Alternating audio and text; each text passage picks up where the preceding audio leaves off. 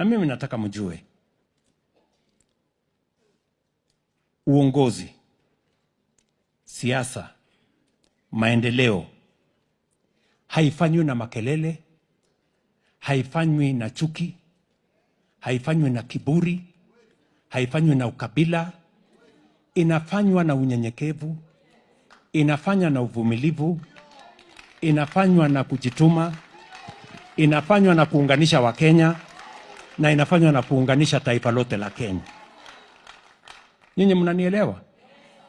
Urafiki inatengenezwa. Mimi mumenipatia kura zenu. Ni kweli ama si kweli? Kwa sababu ya urafiki tumejenga, sio kwa sababu ya uadui.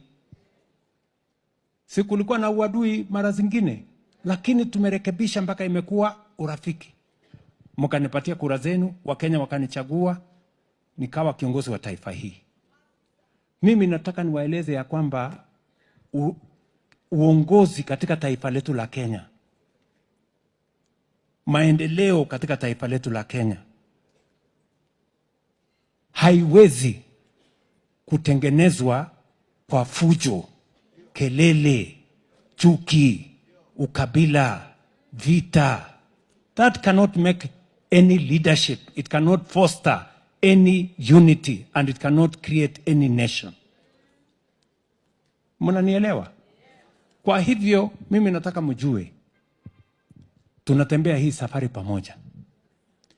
Na mimi sio mtu ambaye nimeharibu nafasi yenu.